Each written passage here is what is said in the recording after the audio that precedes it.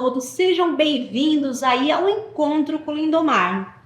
Empreendedor, pai, esposo, e hoje a gente vai começar aqui conhecendo um pouquinho mais sobre o Lindomar. Lindomar é aqui pertinho de Sara, aqui primeira linha, Criciúma, tem a sua empresa aqui em Criciúma, então vem comigo conhecer um pouquinho mais sobre o Lindomar Pinto. Tudo bem, Lindomar? Tudo bom, Fernando. Seja bem-vindo. Muito obrigado e a todos.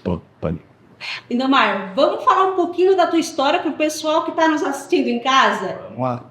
Muita gente tem curiosidade, olha o Lindomar lá na empresa dele, né, e tal, o Lindomar aí é meio fechado e tal, e hoje a gente vai conhecer um pouquinho mais da história dessa pessoa que está aqui comigo, que é uma pessoa incrível. Eu já tive a oportunidade de conversar com ele em vários momentos, e ele tem cada história aí que de repente vai ficar meio próximo da sua história, porque muitas vezes a gente olha para uma pessoa e diz assim: será que aquela pessoa já chorou alguma vez? Será que de repente ela já passou por alguma dificuldade? E a gente está com esse cara aqui que tem várias histórias e ele vai começar contando pra gente, já voltando lá na tua infância. Vamos lá. Lindomar, fala pra gente qual a lembrança que tu tem aí da tua infância, assim, que tu diz assim: Fernanda, isso eu lembro e me marcou profundamente. Bom, Fernanda, na realidade a gente tem diversas histórias aí, né, de infância, né? Nasci ali no bairro Primeira Linha, lá em 74, né? Quase 50 anos atrás. Tá chegando. Era extremamente rural ainda, né? Assim, a ponto de praticamente não ter estrada para a gente sair da nossa terra para ter a estrada de sinal que existia ali, né? Então, tinha os carreiros e tal, a gente passava muito a pé dentro do mato ainda. Famoso carreiro. Famoso carreiro. Isso, aquelas coisas ainda bem rurais, né? Então, eu lembro bem dessa parte, né? Eu lembro lá da casinha onde eu nasci, onde passei a minha primeira infância, né? Uma casinha de madeira bem simplesinha, né? Aqueles asfaltos cheios de greta que a gente dava para ver lá embaixo, caía as moedas debaixo do asfalto, a gente tinha que ir lá buscar, né?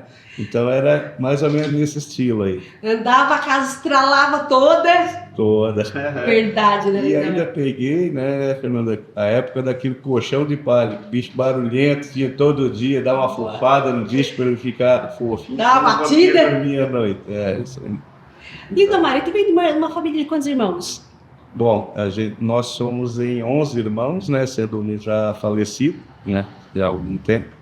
E, enfim, meus pais já... seu espaço entre os filhos na época não era muito pequeno, né? Tem filho aí com menos de 1 ano de espaço de um para o outro, né? Eu que tive o espaço maior, né, para minha irmã caçula, né, em relação a mim, né, foi um espaço de 5 anos, né? Minha mãe me teve com 46 anos de idade, né? Então aí eu nasci também, né? Mas se dizem que primeiro a gente faz o rascunho, então eu acho que eles pegaram, fizeram os 10 primeiro e deram uma boa parada para depois fazer o melhor produto, né? Vai se comprometer com os irmãos, hein? Mas é verdade. Caçulinha ou caçulinha? A gente tem algumas preferências, assim, né? Até alguns irmãos, né, são mais apegados, né? A gente lembra de infância de algum irmão ou outro que acabava dando uma ganja, como a gente fala mais pra cima. Verdade. Vamos lá. Tu tinha uma leva aí de 11 irmãos, né? E já trazendo assim pro início da escola. Como é que foi? Bom, escolinha aqui interior, né? A escola ainda Antônio Mangini, que está lá até hoje. Na verdade, a escola Antônio Mangini, ela fica sobre a nossa terra, né? Ela foi doada pela nossa família para a construção da escola, né? Pelo meu nono, né? O João Beló. E hoje ele está lá. Aquela escolinha já evoluiu, né? Antigamente era apenas um prédiozinho, hoje já são vários prédiozinhos, né? Que abriga até o 5º ano hoje, né? Se fala. Bom, o que eu mais lembro, assim, é que no inverno a gente gostava mesmo era de escorregar de pé no chão nas geadas, sabe? Então, já desde aquela época eu não sentia muito frio e até hoje. Para mim, minha melhor estação do ano é o inverno.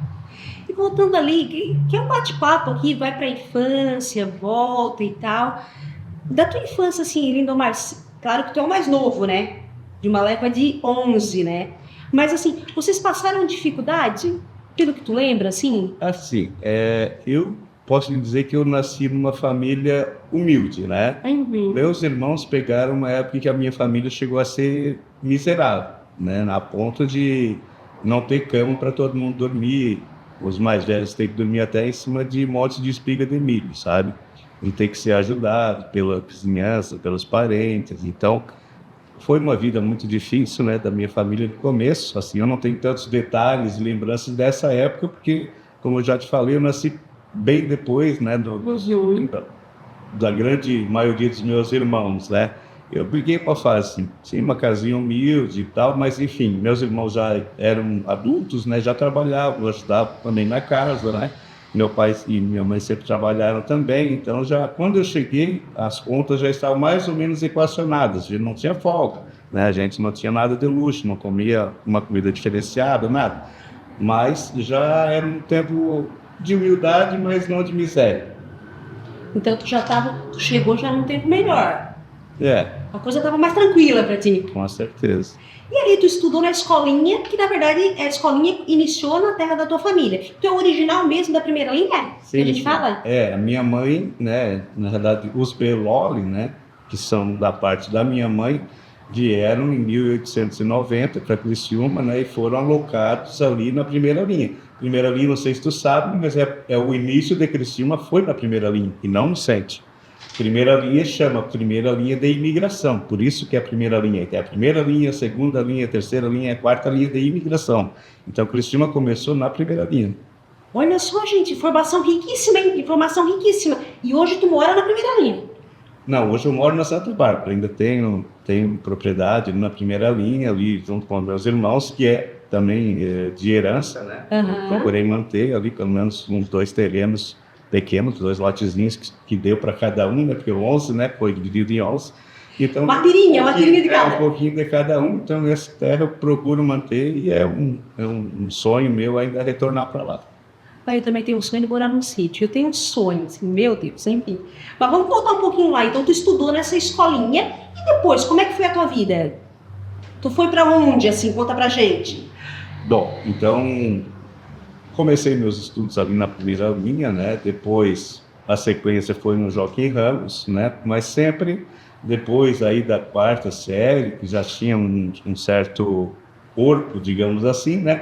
Já comecei a ajudar meu pai na roça também, eu ia intercalava entre o estudo e o trabalho ajudando o pai, a mãe, enfim, a gente sempre, né? Antigamente a gente tinha muito esse costume de ajudar, de trabalhar, contribuir para a família, né? Porque todo mundo está comendo ali, todo mundo tem que contribuir ajudar. com alguma coisa, né? Uma Isso. coisa que meu pai sempre falou, né?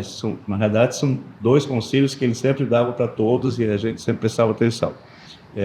Estudem, né? Para não ser, como ele dizia, para não ser mandado como o pai é, e tenha uma profissão, porque através da profissão vocês vão ter a dignidade. Caso não consigam estudar e se formar em um bom curso, pelo menos vão ter uma profissão para ganhar um pouquinho melhor. É sempre isso que ele falava.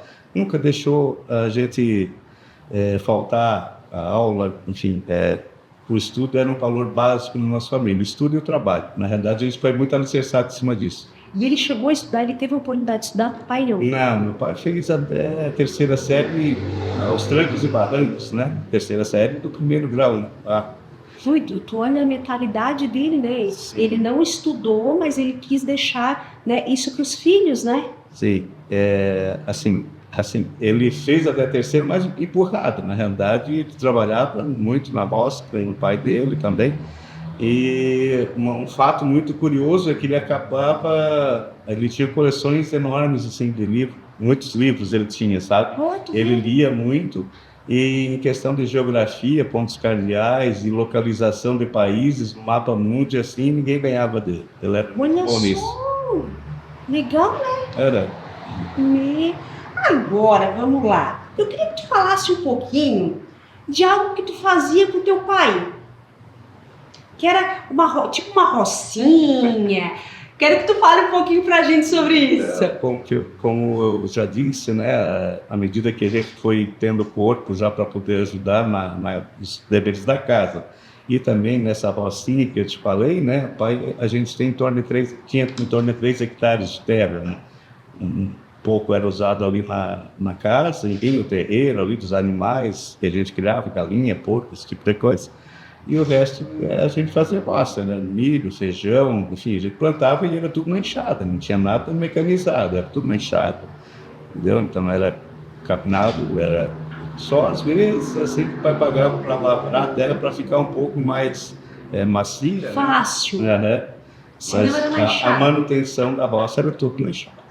E tu chegou a trabalhar lá na rocinha, lá com a enxada lá? Trabalhei. Não gostava muito não, mas ia. Eu gostava muito dessa, é boa também. E o que tu pensava, assim, naquela idade ali, tu pensava assim, olha, quando eu for adulto, quando eu crescer, eu quero tal coisa. O que tu pensava, assim? Fala pra gente. Na realidade, eu sempre fui uma pessoa que viveu um dia de cada vez, com planejamento, mas sempre um dia de cada vez, né? E a gente sempre, óbvio, a gente tem sempre o pensamento de crescer, de melhorar de vida, mas enfim, o horizonte para uma pessoa que nasce nesse cenário mais humilde, ele é um pouco estreito, né? Então a gente vai conquistando, na realidade, as coisas um pouco a cada vez, né? Na medida que as batalhas vão surgindo, a gente vai vislumbrando algo mais e dentro da possibilidade que a gente tem no momento. Legal. E agora vamos lá, gente.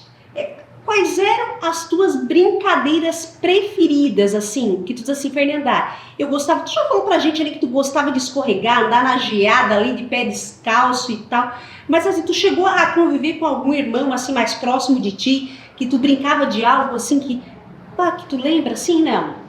Bom, a gente, na realidade, como eu falei, sempre tem uns irmãos mais puxa-saco e tal. O que eu lembro bem, que eu ganhei uma bicicleta monareta, que fala antigamente. Fosse longe agora. Isso, tinha a monareta, que ela era um negócio, o guidão não é assim, né? Ou tinha 2 guidões separadinhos, ela é um pouquinho diferenciada das outras bicicletas. E o que eu me lembro mesmo dessa bicicleta foi que eu sofri um acidente muito grave, sabe? Ali na rodovia Alexandre de Belório, na descida do morro, perdi o controle, caí de cara no chão, solei a cara toda. Fiquei um bom tempo aí com a cara esfolada e tratando as feridas para melhorar. Depois, quando eu já era um pouquinho mais velho, a gente sempre jogava futebol. Todo domingo era sagrado, assim. Depois de eu ter, acho que uns 11, 12 anos em diante, meus irmãos e eu, a gente jogava futebol todo domingo, travinha livre, a gente tinha um campinho ali na frente da casa dos meus pais, um pasto, um gramado, e a gente jogava ali, se divertia. Praticamente todo domingo a gente jogava, e depois também jogava ali, dos dias de semana, quando dava, jogava com a rapaziada do bairro também. Legal. Ô Lindomar, e deixa eu te fazer uma pergunta. Como é que tu era na escola? Tu era um bom aluno? Na realidade, eu acredito que eu tenho sido um pouco privilegiado, porque desde que eu me conheço, desde que eu lembro, assim, eu sempre fui muito bem na escola. Mas também nunca fui, assim, de ficar horas estudando em casa. Então, eu prestava muita atenção na escola. Era o meu jeito de aprender, eu acho que eu achei o meu jeito de aprender. E sempre fui muito bem, desde o início, né? Inclusive, naquele tempo, não sei se vocês sabem disso, quando a escola era pequena, não tinha professor para fazer um professor por classe, né? Normalmente um professor cuidava de, normalmente, 2 séries, né? E eu lembro que eu estava no segundo, estava na alfabetização ainda, e tinha o pessoal do terceiro que estudava junto. Eu acabei pegando um livro do terceiro ano, que já era bem mais desenvolvido, comecei a ler, o pessoal ficou bem de boca aberta. Assim, já estava à frente do tempo dele. Impressionado, Legal. E agora vamos lá um pouquinho, vamos crescendo aí. Como é que foi trabalhar na construção civil? Bom, minha família é de construtor, né? Todos os meus irmãos, em um momento ou outro, trabalharam um pouco na construção civil, né? 2 se mantêm até hoje ainda, um tem empreiteira, o outro trabalha autônomo, né? E foi com eles que eu comecei, né? Eles trabalhavam, eles tinham as empreitadas deles, e quando eu tirava férias, aí eu ia para trabalhar com eles, para ganhar um dinheirinho para comprar minhas coisas, né? Porque você tem que ter condição de ouvir. E todo jovem, todo adolescente quer ter suas coisas diferenciadas, né? Aí minhas coisas, minha roupa diferenciada, meu sapato, meu tênis, bicicleta, bicicleta que eu acabei comprando, que é um tal de passinho, que era uma bicicleta importada, o pessoal ficava tudo de olho. Mas enfim, coisa de adolescente, né? Trabalhava final de ano, nas férias, todas as férias eu trabalhava. Seja as férias de julho e a de dezembro. Não tinha esse negócio do pai dar um dinheirinho? Não, infelizmente não. Tinha aqui, ó. Tinha aqui, ó. Isso aí. Então, gente, experiências, né, que a gente está ouvindo aqui do Lindomar, e assim, de repente você está nos assistindo também já passou por isso, né? Então, como é importante conhecer as pessoas, né, Lindomar? Agora vamos continuar aí. E a questão da dificuldade que tu teve aqui, vou fazer a pergunta bem, mesmo com as dificuldades na escola ali, tu se destacava em qual matéria? Não, minha área sempre foi de exatas, né? Falando de matemática, ciência, dessa área, né? Português eu dava uma apanhadinha, não conseguia entender muito, ou talvez não queria estudar a ponto de entender, né? Digamos assim, porque se estudasse conseguiria entender um pouco melhor, né? Mas eu caía mais para a área de exatas mesmo. Então, matemática ali, quando tu iniciou era o teu... Isso, matemática, essa... Legal. Grau de isso, né? Como é que foi a questão da tua faculdade ali? Que tu foi em 1988? Não, em 1988 eu me formei no primeiro grau, né? Ah, boa, isso mesmo. Boa. Fala um pouquinho pra gente desse tempo. Então, como que foi ingressar na faculdade, né? A faculdade era uma coisa que era assim, até fora um pouco dos planos, assim, dos meus planos, dos planos da família, mas enfim, a gente acabou por notícias, enfim, vendo as pessoas falarem e tal, fazer uma faculdade é legal e tal. E também puxa aí, remonta de uma história que eu tinha escutado há muitos anos atrás, meu pai falar para minha mãe, né, dos engenheiros de mina, quando ela ainda trabalhava na mina, né. Então ele falou para nós, para a mãe, assim, né, eu estava só brincando ali do lado. Obrigado. Aí ele falou assim, Olívia, será que um dia nós vamos ter um filho engenheiro? Sério? E daí juntou isso, né, a facilidade para as áreas de exatas, né? Essa frase do meu pai, a possibilidade de fazer um curso de engenharia, me inscrevi para o vestibular, né? Fui lá e, graças a Deus, passei no meu primeiro vestibular, passei para a UFSC, né? Onde eu fiz engenharia química e depois fiz o mestrado também em engenharia química na UFSC, né?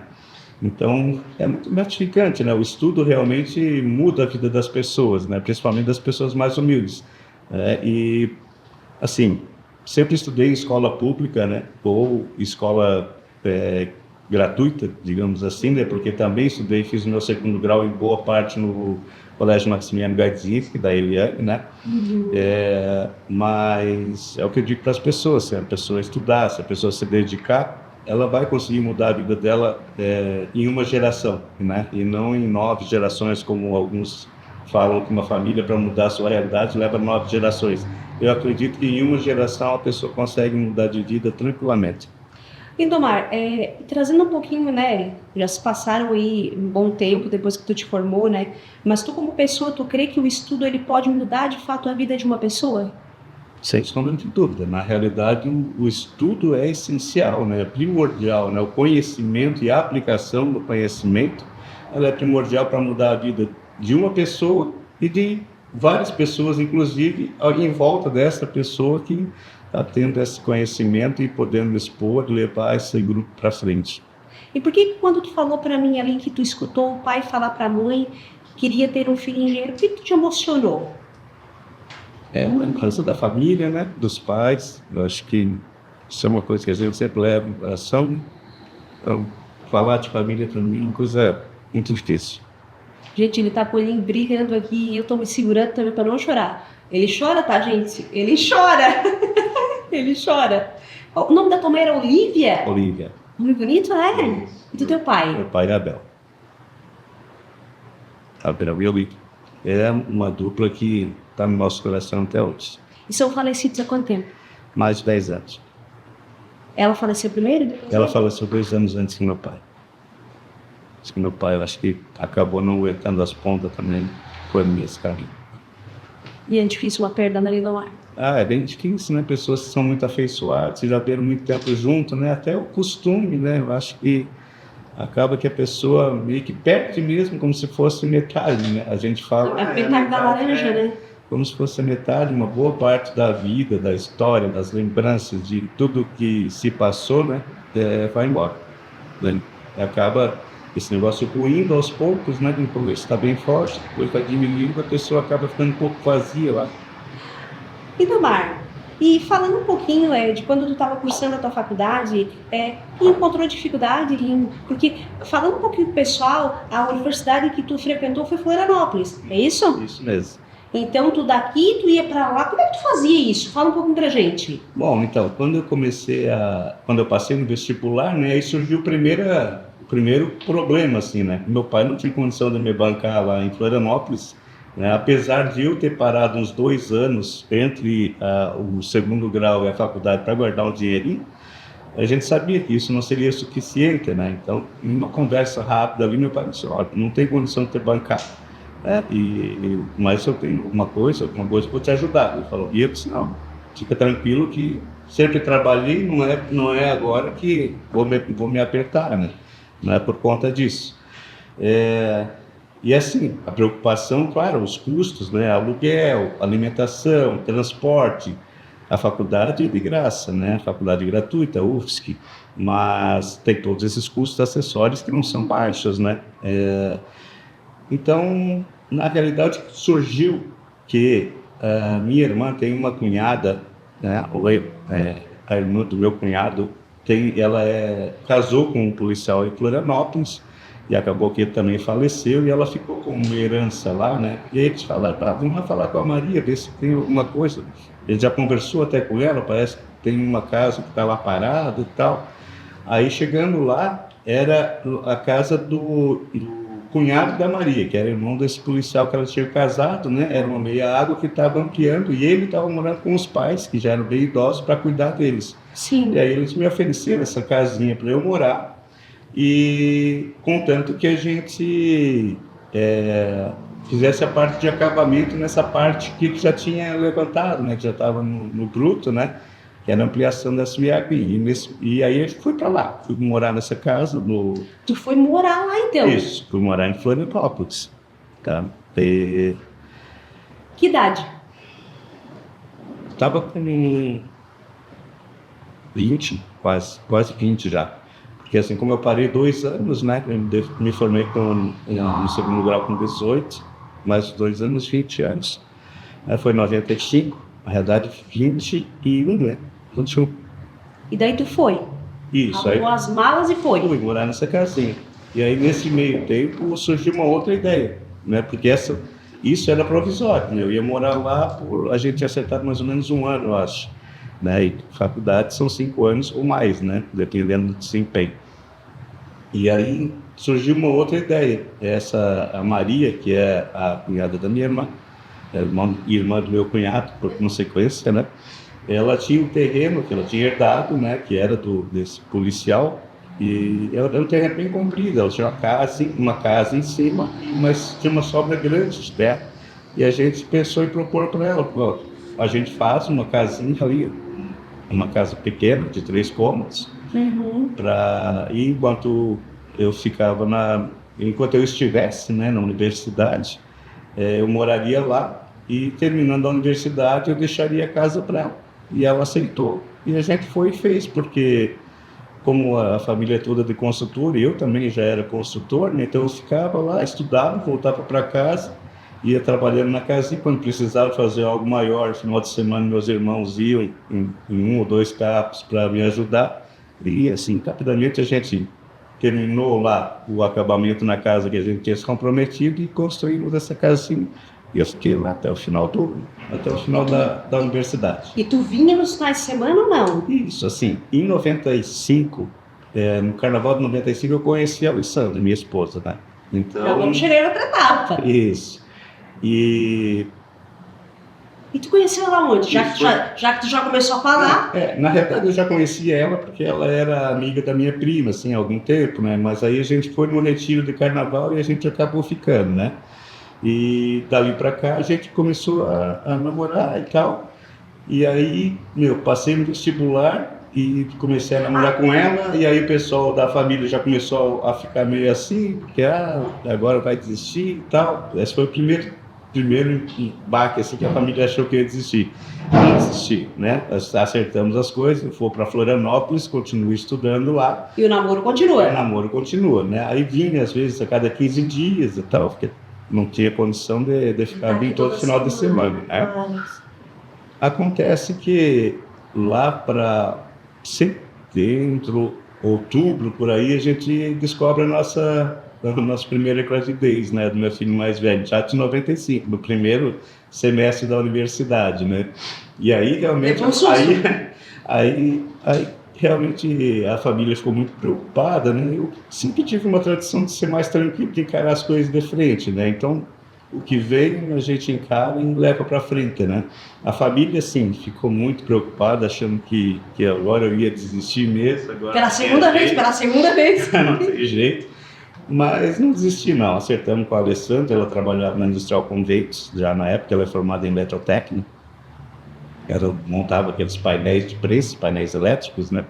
E acertamos de ela ficar aí em Cristina trabalhando e eu continuar meus estudos lá.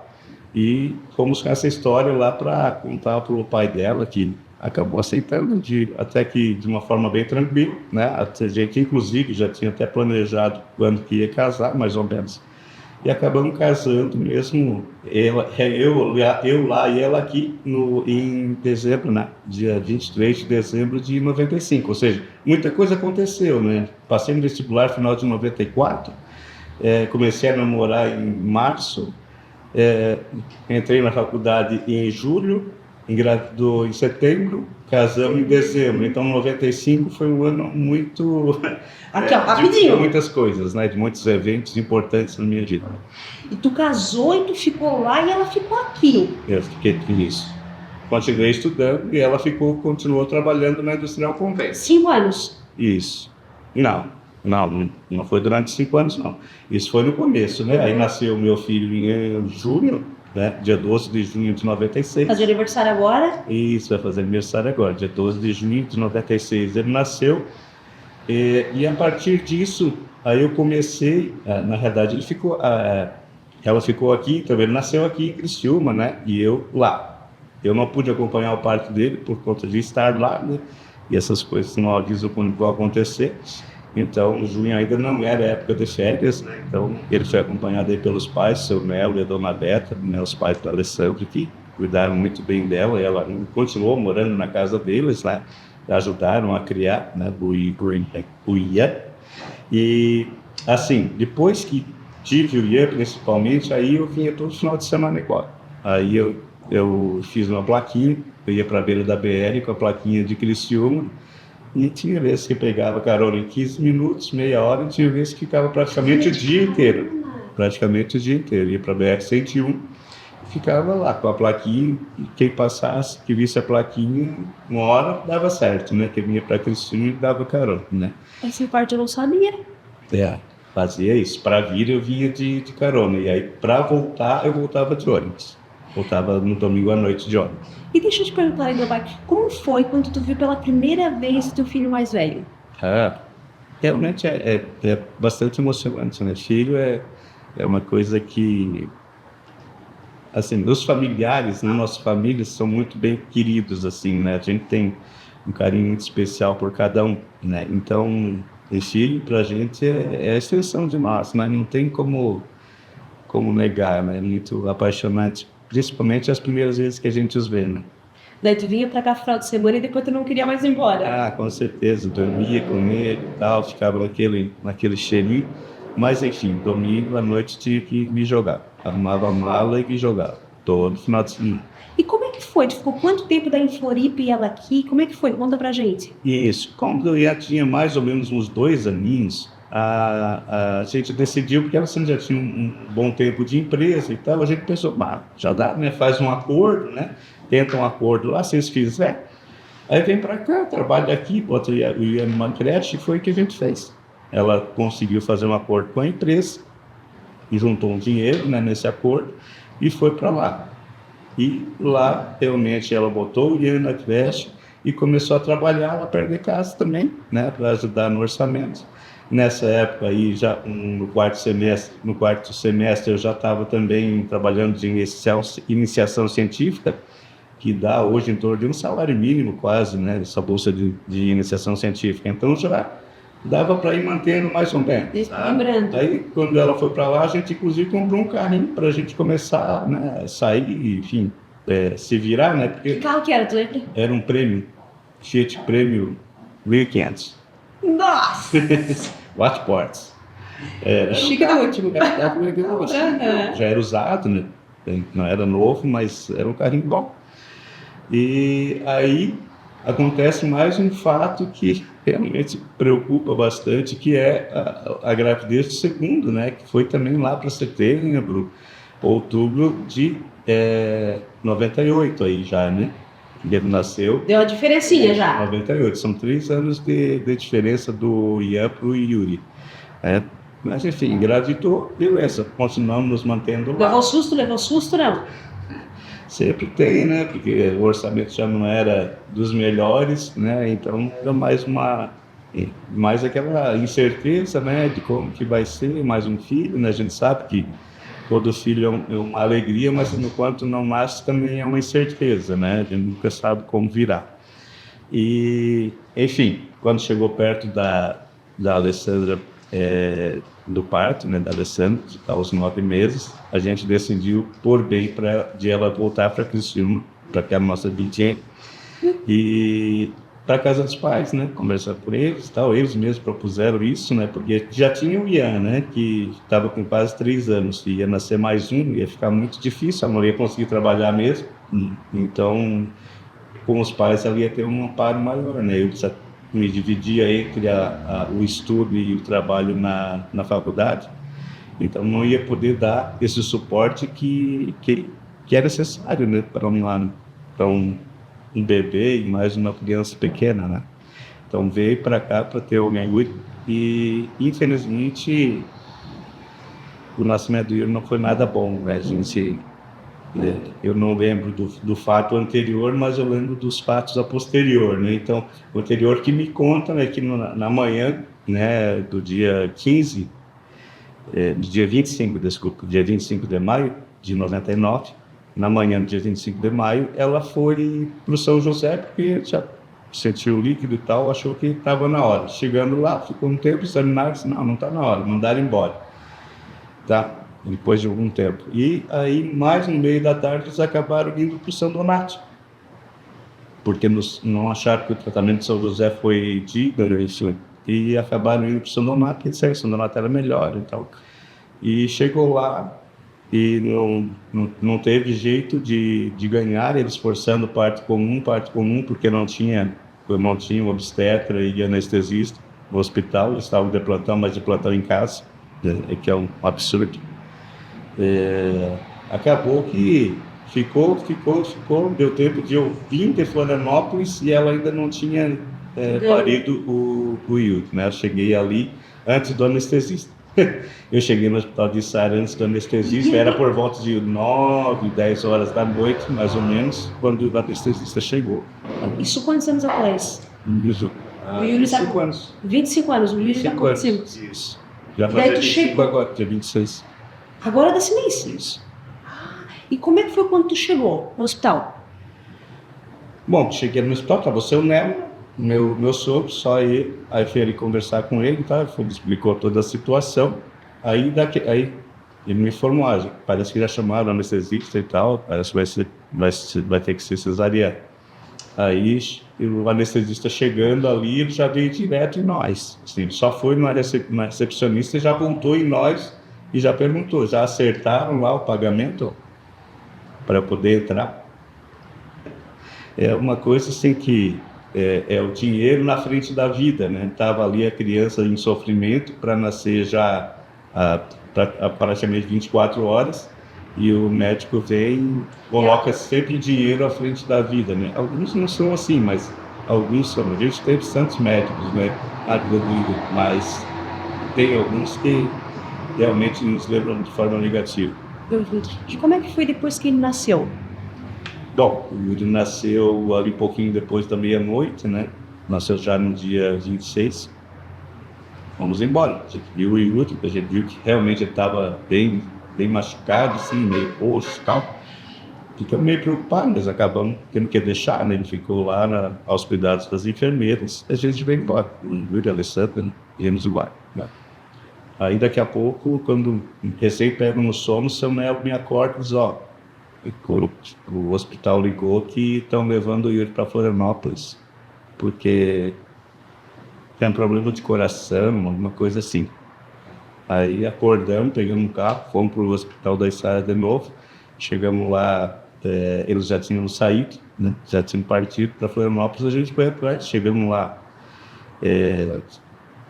na madrugada e tal, e ficou de lá 7 dias, né, de internação na UTI, e o que se constatou foi sepsemia, né, que é o que acontece quando tem muito tempo de bolsa aberta, que fala, né, fica muito tempo com a bolsa estourada, ele fica em contato com as substâncias ali do polo uterino, enfim, a gente sabe que pega realmente infecção, não pode ficar, né? Então, esse tempo todo que levaram para fazer o parto dele originou nessa sepsemia. E foi bem difícil contornar, assim, enfim, levaram 7 dias saiu da UTI, ficou mais uns 8 dias internado e saiu. Beleza, vida que segue, viemos embora, né? Vida seguindo, a gente vai percebendo que o Yuri não tem aquele desenvolvimento de uma criança normal. Até porque já tinha um filho.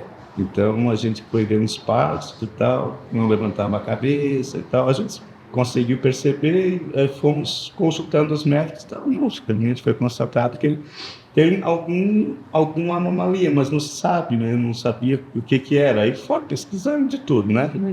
Foi pesquisa genética, foi pesquisa com endócrino, Isso ele já com que idade? Não, aí a partir de 1 ano e meio, um ano e pouquinho, já foi feito todas essas pesquisas, né? Porque ele já deveria estar falando, ele levantando a cabeça, rolando, fazendo várias coisas, né? Sim. Então, menos de 1 ano a gente já consegue perceber claramente quando a criança tem algum problema cognitivo, né? Ou psicomotor, não é o caso dele. Aí foi descobrindo que ele tem hipotireoidismo, foi descoberto que ele tem problema genético e tal, mas a síndrome nunca foi identificada, ou seja, não tem diagnóstico até hoje, né? Assim, ele morou até um tempo em Curitiba, depois de mais velho, e a gente fez lá, isso eu já estava trabalhando na Petrobras à época, né? E a gente fez uma consulta, mas uma pesquisa completa com um geneticista que trabalhou no projeto Genoma do Brasil, que é o Salmo Haskin, né? E ele tentou de todas as formas descobrir realmente qual era o problema genético do Yuri, e até hoje a gente não tem diagnóstico, né? A gente trata muito as consequências. E como que é ele hoje? Bom, o Yuri tem dificuldade, né? Tem problema psicomotor, né, que a gente fala, não consegue, não tem um desenvolvimento psicológico normal, né, de inteligência, e ele anda muito de cadeira de roda, né, porque tem um pouco de problema muscular, de falta de força muscular, mas ele caminha, se a gente auxiliar ele caminha. Hoje eu acho que mais por medo, que ele não anda sozinho, sabe? Ele já teve algum período que ele andou sozinho.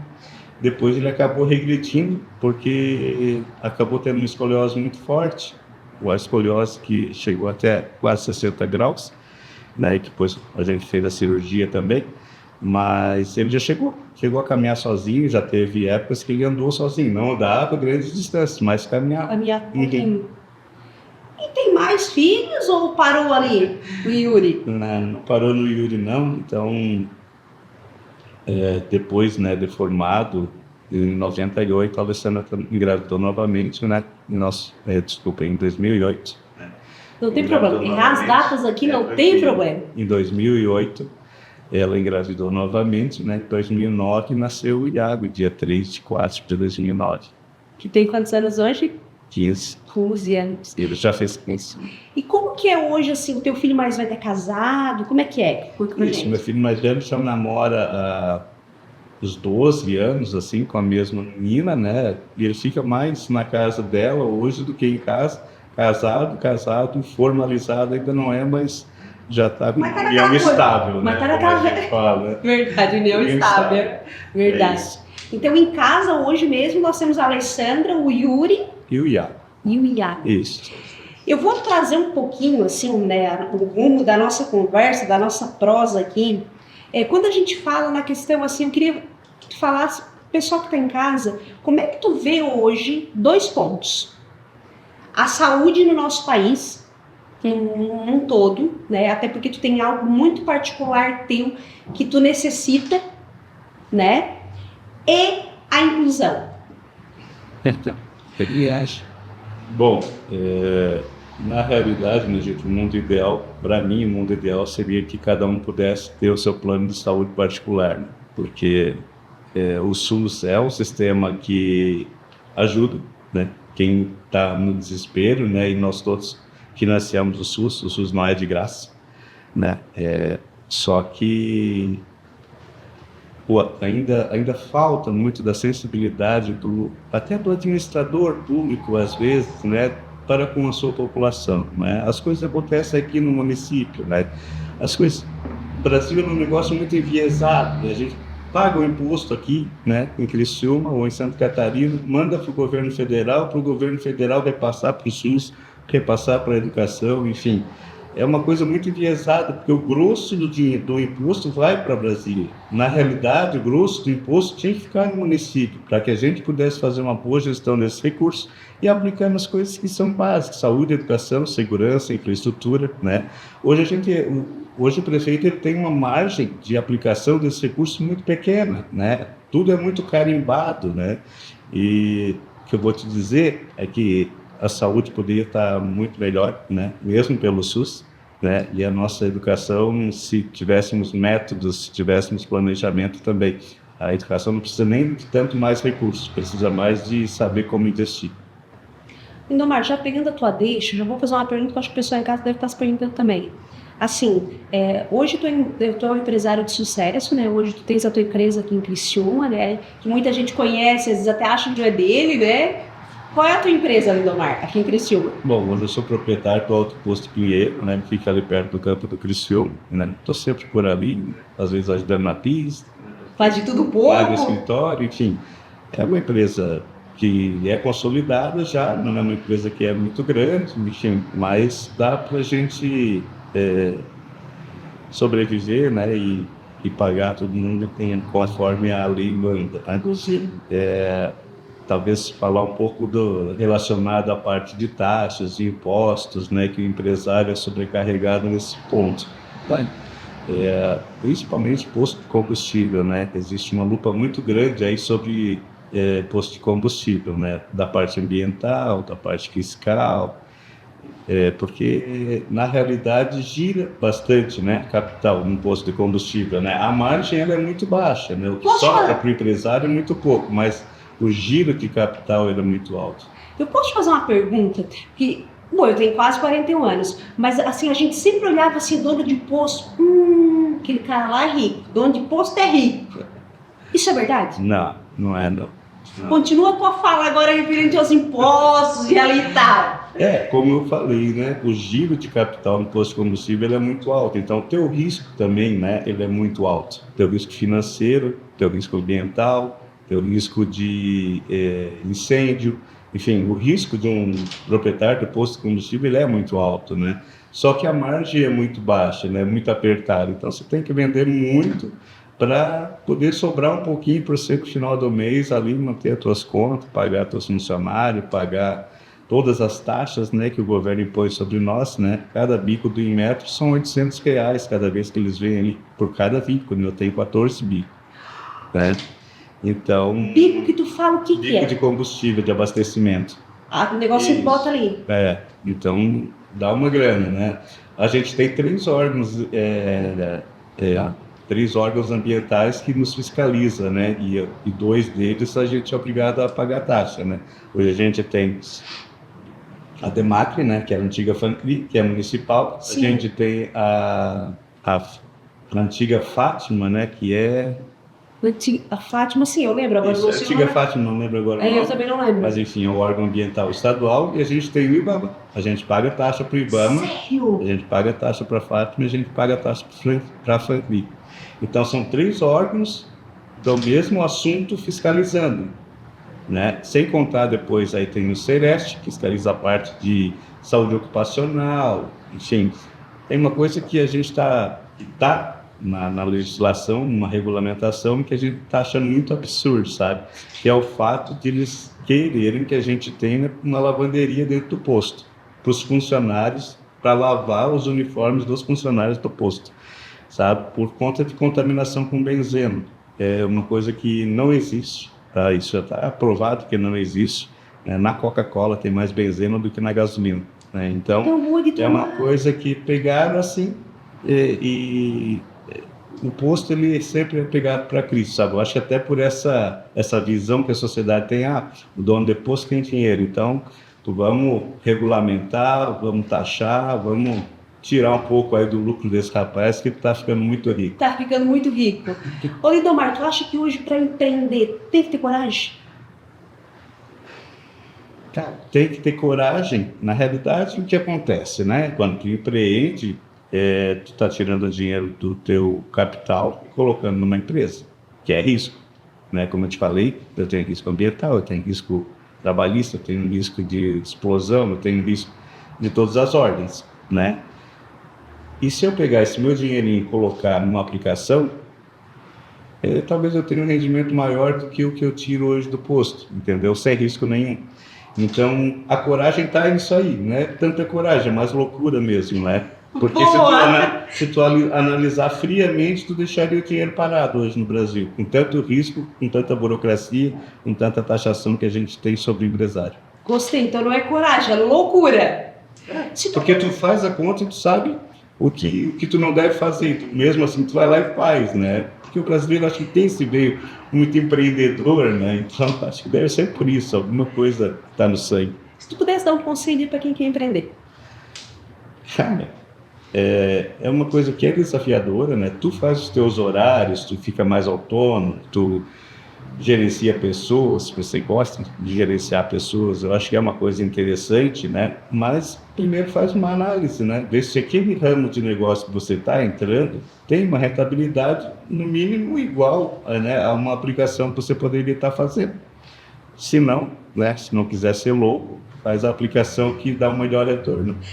Tá, a dica aí, pessoal. Conselho é aqui, ó, Lindomar Pinto. Tá com dúvida? Vem pra cá, legal. Ô Lindomar, agora vamos lá, vamos falar um pouquinho assim, a gente pincelou vários assuntos aqui, né? Mas vamos voltar um pouquinho assim para a tua vida pessoal. A gente tá sabendo aí que tu tá fazendo 50 anos aí, né? É isso aí. Vamos falar um pouquinho assim da questão do teu filho do meio, assim. Teu filho vai fazer 25 anos, 26, né? 25. 25. Vamos falar um pouquinho da questão da inclusão no teu ponto de vista, assim. Tu acha que hoje, de fato, existe a inclusão? Teve algum momento da tua vida que tu passou dificuldade, assim, referente ao Yuri, assim, em algum momento de ficar assim, nossa, mas a inclusão não acontece? Bom, na realidade, o que aconteceu com o Yuri é que a gente sempre teve ele muito embaixo do braço, né? A gente sempre teve ele muito com a gente. A gente sempre perdeu uma pessoa na família para cuidar dele, digamos assim, ou dedicou uma pessoa da família para cuidar dele, né? Se não fosse eu ou o Alessandro, alguém da família precisava ficar com ele. Então a gente sempre cuidou muito dele em casa, né? Ele começou a ir para a escolinha lá na primeira linha, acho que no primeiro, segundo ano, mas foi para a escolinha, tinha uma auxiliar que não era uma professora, né?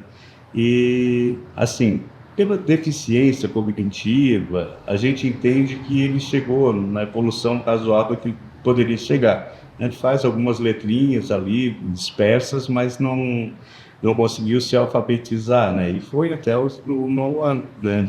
Ou seja, passou toda essa fase nessa sem-inclusão, né? Que é uma inclusão que não tira do aluno, né, ou da pessoa especial, tudo que ela poderia dar, né? Eu vejo dessa forma. Eu vejo que se houvesse uma inclusão um pouco mais dedicada, mais especializada, eles poderiam estar evoluindo um pouco mais, né? Aprendendo ali no limiar dos seus conhecimentos, na proximidade do que é capaz, né? Porque também não adianta tu dar um assunto muito complexo para uma pessoa que tem uma capacidade muito baixa, né? Então tem que ser sempre puxando devagarzinho, né?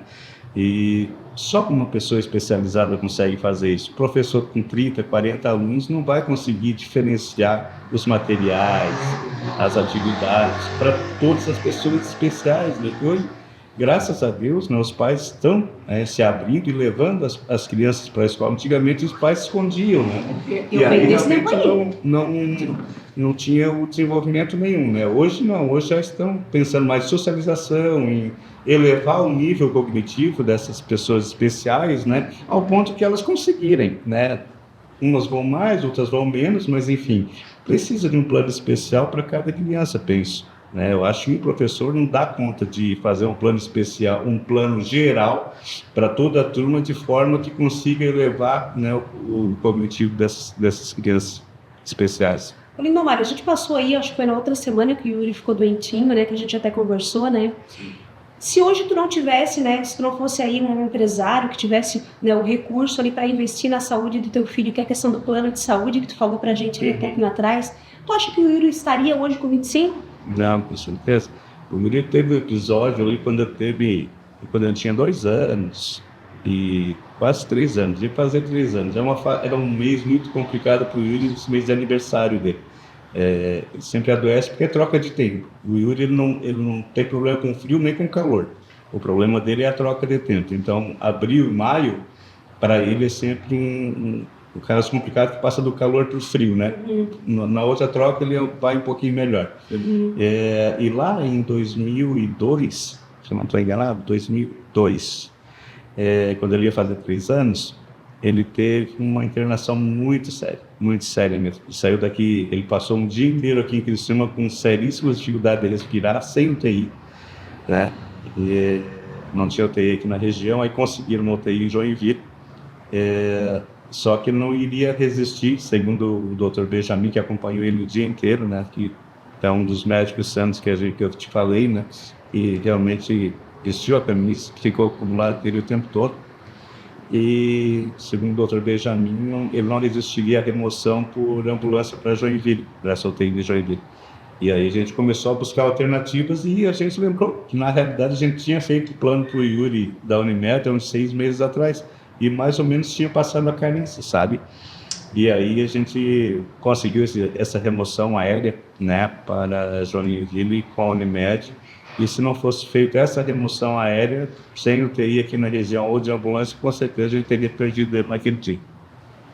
E eu vou te fazer uma pergunta que eu já fiz, tá, gente, para ele em algum outro momento. Hoje tu é pai de 3 meninos, né? Mas qual a tua maior insegurança referente ao Yuri? Hoje, assim, a gente até comentou em uma conversa, né? Que qual a maior insegurança, assim, que tu tem? Apesar de tu ter o mais velho, né, que tu comentou comigo, mas qual é o maior medo, assim, como pai? Como eu te falei, ele precisa de alguém que apoie ele o tempo todo, né? Ele precisa de ter alguém que cuide dele o tempo todo, né? A gente, como pai, não se custa, né? Porque é nosso filho.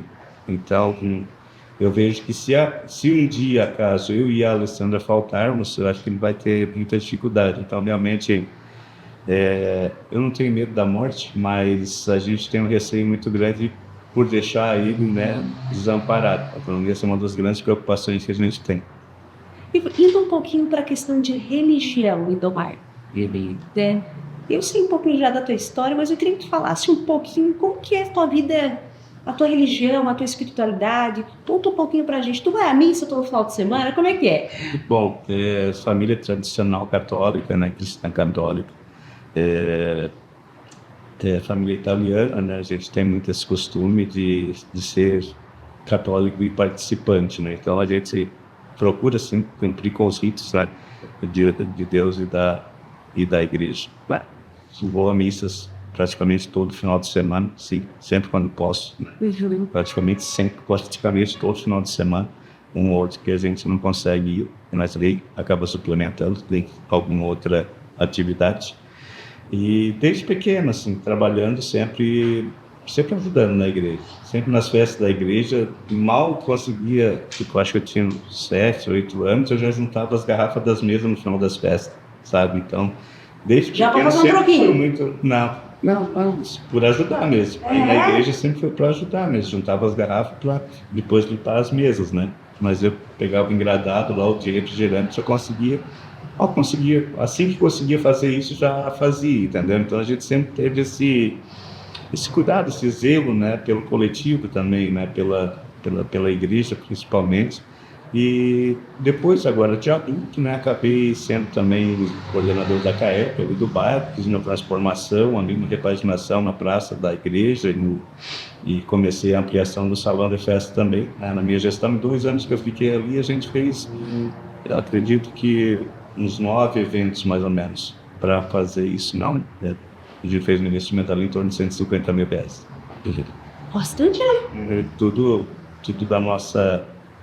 do nosso esforço, né? Na realidade, é uma campanha que a gente fez também com a comunidade da Primeira Linha é muito boa, assim, de campanha, de ajudar, principalmente na igreja, o pessoal é bem dedicado, assim. Porque confia também nas pessoas que estão à frente, né? Eu ia te falar Porque se agora. não há confiança também, a pessoa acaba não ajudando. Verdade. Mas quando as pessoas que estão à frente do negócio demonstram que são sérias, que estão ali realmente com um voluntariado sincero, né, honesto, as pessoas acabam ajudando. Lindomar, se tu pudesse fazer uma retrospectiva assim, dos teus 50 anos assim, da tua vida, teve algum momento da tua vida que tu sentiu medo? Tem um cara que cara, né? Mas assim, que tu diz assim, Fernanda, eu dei uma piadinha assim. Só uma interação do YouTube. Ter a interação do que não está não. Tu achou que tu ia perder? Há vários dias. Ele ficou 3 meses no respirador, desses 3 meses, 60 dias a gente achou que a gente ia perder. No mínimo 60 dias. A gente ficou lá em Joinville, na casa do parente também, que era ele era irmão da minha sogra, né? Morava lá em Joinville, no seu AIDS. E a gente ia todo dia no UTI. Paramos de trabalhar, ficamos eu e a Alessandra lá em Joinville. Todo dia a gente ia no UTI nos 2 horários. E todo dia esse pensamento era complicado, né? E apesar de ele ter as limitações que ele tem, as pessoas se perguntam assim, mas tem uma deficiência, tem limitação, ou às vezes é acamado, enfim, e tal. Meio que tu crê que vai te preparando para uma perda no futuro ou não? Qual é o teu ponto de vista? Trazendo o que tu está me relatando agora. Na realidade, como eu falei, a gente já poderia ter perdido ele com 2 anos de idade, né? Hoje ele está com 25. Uma criança razoavelmente saudável. Na verdade, ele é mais saudável hoje do que era quando bebê. Ele tinha muita pneumonia, tinha muito problema respiratório e tal. Depois evoluiu para a escoliose, fizemos uma cirurgia da escoliose. Há 2 meses atrás, pedra na vesícula, retiramos a vesícula. Já caiu, bateu a cabeça, caiu do colo da Alessandra, se jogou para trás, né? Acabou batendo a cabeça, fez um coágulo, tem uma cirurgia de crânio também. Então o Yuri, ele já está todo, digamos que ele já... Trocou várias peças aí. Ele não tem muita dificuldade com isso, digamos que ele se adapta muito bem. Na semana passada pegou H1N1, passou fácil, em 3 dias de tratamento já estava fora do hospital. Então ele é uma pessoa que eu acho que já mostrou para o mundo aqui que veio, tá? Então não tem também esse medo de perdê-lo, não. Honestamente, ele é uma pessoa que já ensinou muitas pessoas de como que é a vida. Eu ia te perguntar justamente isso agora, porque tu tem 3, né? Na ponta, o Yuri tá no meinho e tem mais caçulinha, né? Se tu pudesse, assim, falar um pouco, porque muitas pessoas pensam assim, eu tenho 3 filhos, mas, se eu tenho esse filho que tem essa deficiência, ai meu Deus, por que veio para mim esse filho com deficiência? Qual é o teu ponto de vista referente a isso? Ele falou agora que ele ensinou muita gente já.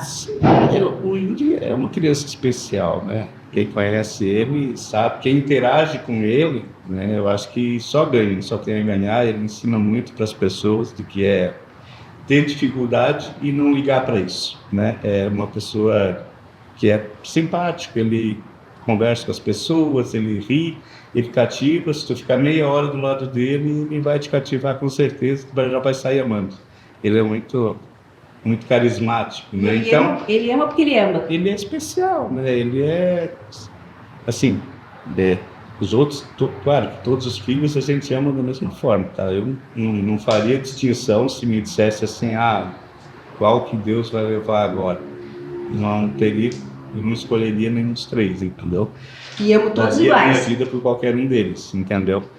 E só que o Yuri, para o mundo, eu acho que ele é uma pessoa especial. Ensinou muita gente a encarar a vida de uma forma diferente. E ainda assim, Se tu pudesse tirar uma lição, assim, o que o Yuri te ensinou até aqui? Pra ti, tô falando da ti. Bom, na realidade, a gente tenta. Isso a gente aprende todos os dias, né? Mas, não sei, na realidade o que ele me ensinaria e o que ele tem de ponto muito forte, assim, que eu admiro muito nele, é realmente a coragem, a resiliência, a resistência, a vontade de viver, enfim. Isso é uma coisa, não sei se ele herdou de mim, mas a gente já é muito parecido nisso, entendeu? Então, tudo que eu admiro nele, eu já tenho um pouco também, entendeu? Então, eu não sei se ele me acrescentou ainda mais, mas são pontos fortes dele que eu também reconheço em mim, entendeu? e os outros dois, eles cuidam dele também, não? Todos dois. Nossa, o Ian cuida muito bem, o Ian está bem preparado, né? Digamos assim. E o Iago é o bebê dele, né? Apesar de ter 15 anos, ele vive falando do Iago. Em qualquer lugar que ele vai, a pessoa pergunta para ele alguma coisa, ele fala o Iago. É uma das primeiras palavras que ele fala para as pessoas. É o Iago. E quando tu vê os três juntos, assim, qual o sentimento que te dá? Sentimento de família, né? De dever cumprido, de estar levando a vida de uma forma honesta, né? E estar conseguindo fazer eles progredir e caminhar essa caminhada deles, apoiando eles no que eles precisam. Eu acho que esse é o maior missão de um pai, né? É acompanhar os filhos, deixá-los evoluir e apoiá-los naquilo que eles precisam, né? Guiá-los quando necessário, mas nunca impor, né, um caminho ou uma trilha que eles deveriam seguir de acordo com o seu gosto, com as suas preferências.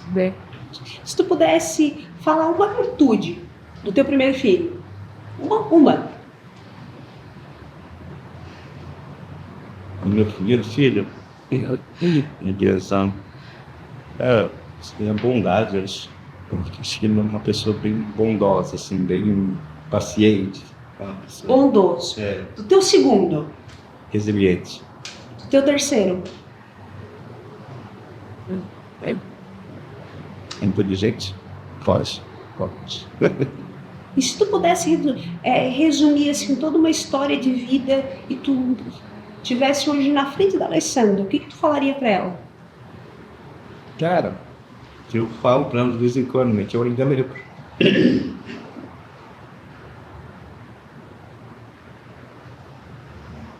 Que eu ainda lembro dos perrengues que a gente passou. Apesar de não ser uma pessoa cheia de frufru e tal, não tão romântico talvez quanto ela gostaria que eu fosse, mas que a gente ainda lembra tudo que a gente passou junto, da história que a gente construiu junto. Casamento sólido, Até agora, uma família lindíssima. graças a Deus. A Alessandra passou altos perrengues aí contigo. Passou bastante. Guerreira. Muito. Vamos dar para ela guerreira, então. Esse já é o título. Guerreira. O que tu te emociona? Porque tu volta lá e tu começa a lembrar, Lindomar. A gente começa a lembrar das dificuldades, de tudo que a gente teve que encarar sem chorar, né? De tudo que a gente teve que... Mas quando tu tava sozinho, tu chorava, não? Sim. Às vezes sim. Não batia saudade. Né? Ela era uma pessoa numa fase bem difícil no começo, né? Porque tava recém-casado, primeiros filhos e tal. Então, sempre batia uma depressão mesmo com ela. Mas, bola pra frente, toda fica. E hoje vocês olham para os filhos e missão cumprida. Acredito que sim, como bem encaminhado, sim. Que legal.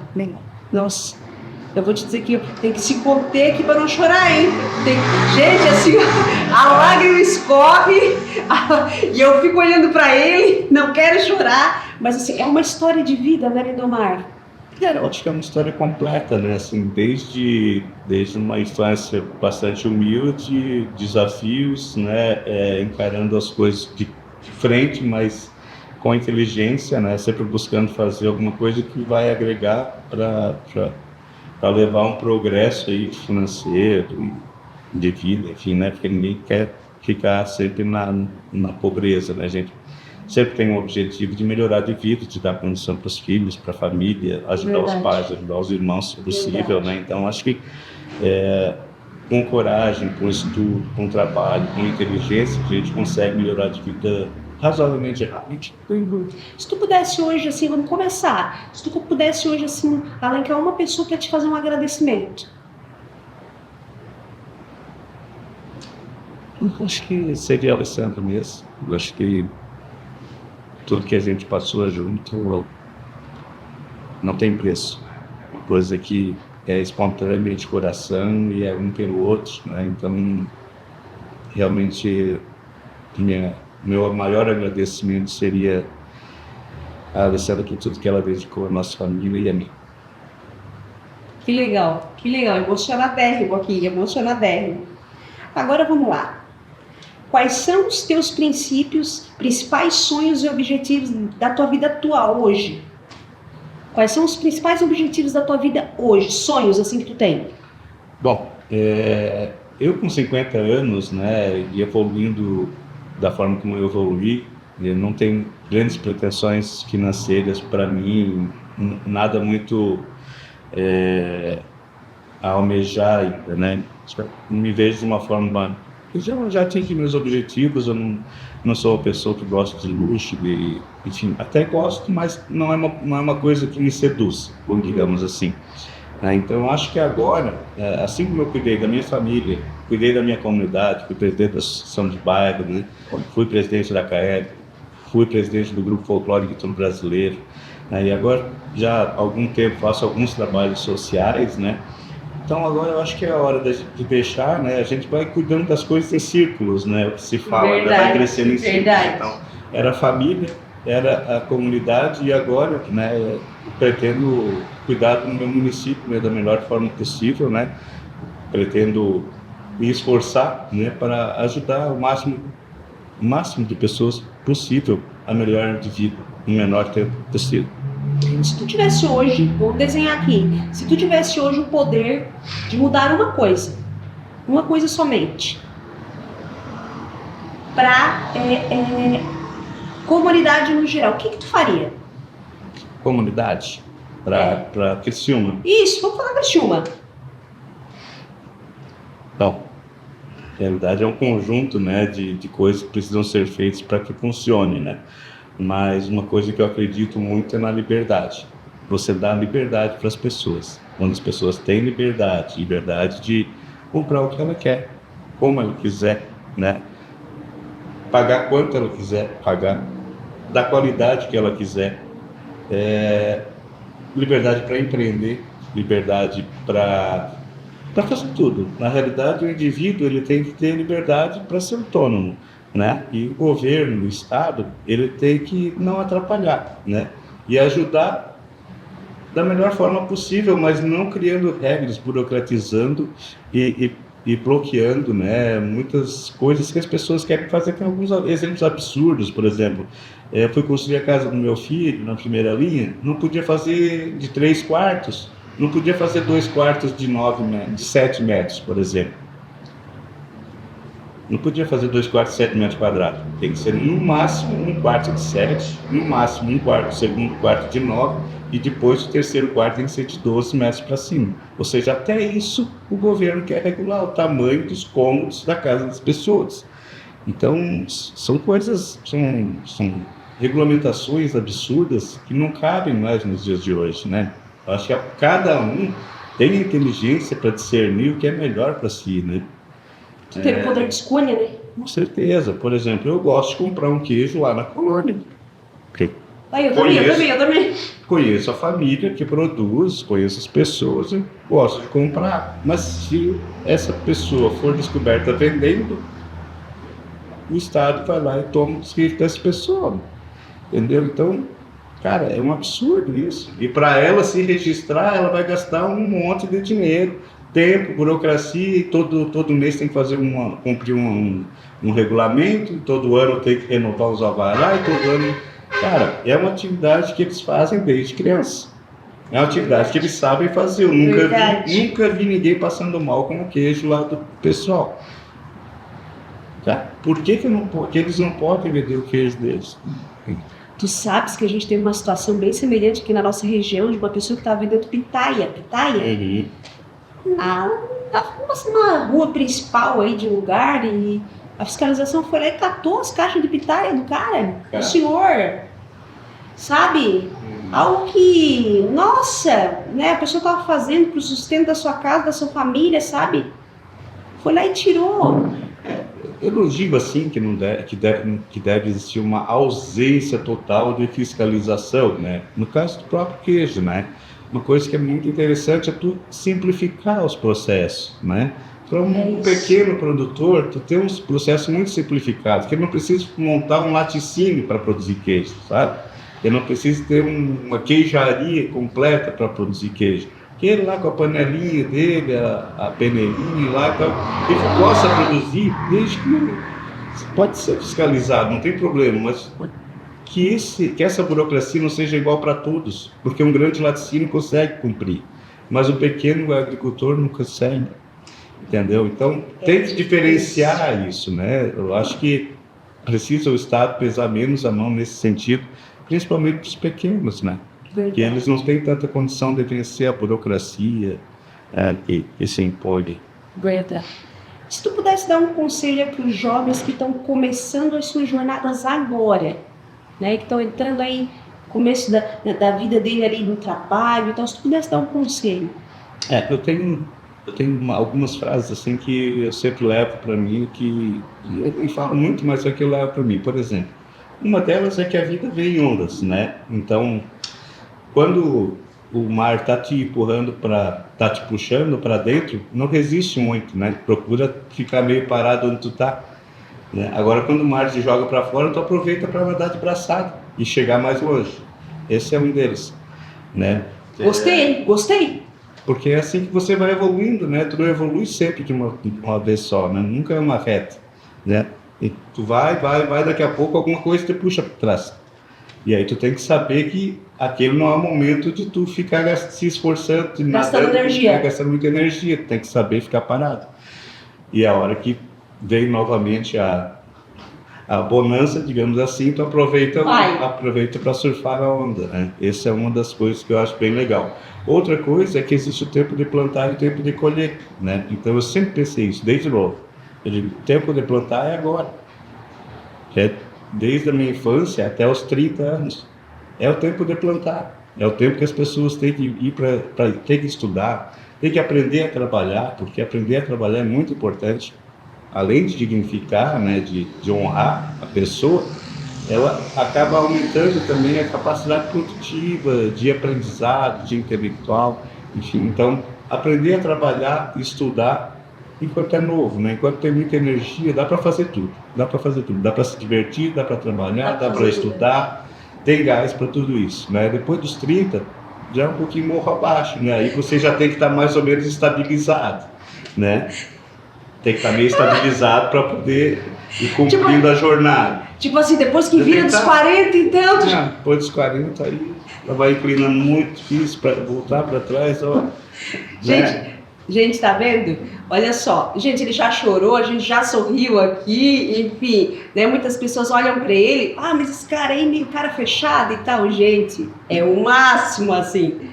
Mas assim, Lindomar, vamos lá, qual o legado que tu deseja deixar para os teus filhos e para as futuras gerações? Na realidade, o legado que a gente tem que deixar é o legado que eu recebi do meu pai, o legado de honestidade, o legado de nunca dever nada para ninguém, de fazer as coisas certas, independente de quanto custe, né? Não se desviar do caminho, enfim, botar a mão na massa, encarar as coisas de frente e não pegar atalhos, fazer a coisa sempre da forma certa, nem que demore mais tempo. Olha só, legal, hein? Profundo, hein? Depende, superficial.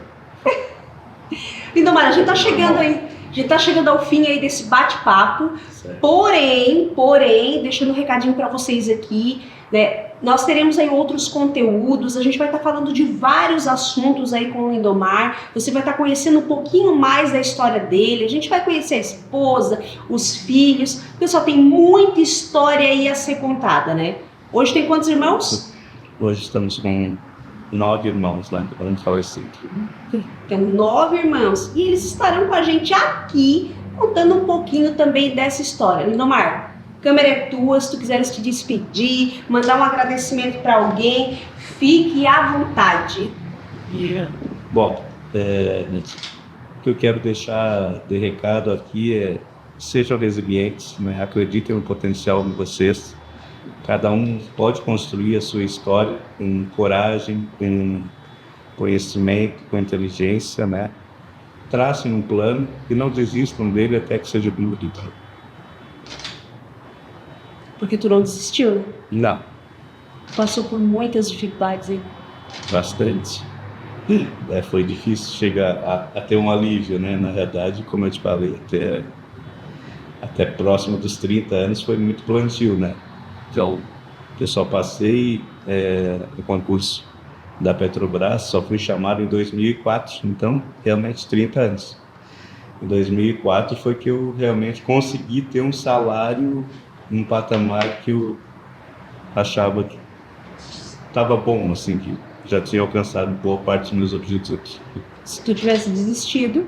Cara, com certeza estava trabalhando de pedreiro, que também não está ruim, né? O pessoal está ganhando 6 mil por mês, não está ruim.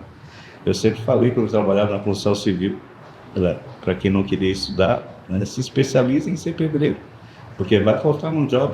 Naquela época já falando, porque era visto que as pessoas não iam mais querer ser pedreiro.